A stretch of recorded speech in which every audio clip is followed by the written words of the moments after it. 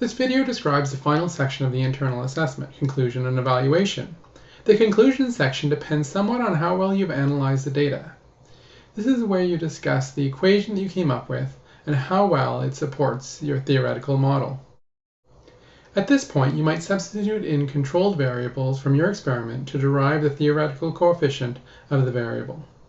In this case, k, g, and h were constants in the experiment. When their values are substituted into the equation, a relationship in the form q equals mr squared is produced. The m value can be compared with the experimental slope. In this case, the result was 3.8, which did not fit within the range of uncertainty of the experimental slope.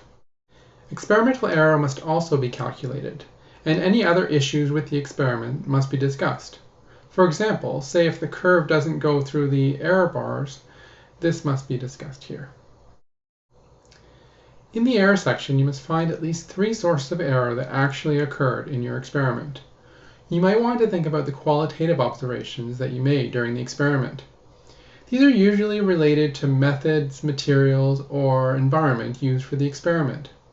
They mustn't be mistakes that you made or things that you could have easily fixed. You must also discuss the effects of these errors and their significance on the results. A good error discussion should be a medium-sized paragraph addressing all 3 of these aspects of the error. Improvements are realistic ways that you might fix the errors if you were to carry out the experiment again.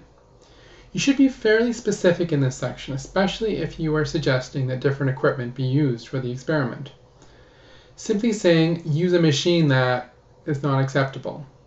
If you use external sources for this section, they must also be referenced. Diagrams may also be included if it helps with your explanation. Some improvements might involve taking something into account that was not accounted for in the experiment. So in essence, adjusting the theoretical model in order to better fit the experimental results. This is acceptable if well discussed. This part of the internal assessment is split pretty evenly between the 3 sections: conclusion, errors, and improvements. This is the section where the reader will really be able to tell whether you know your concepts and understand the material.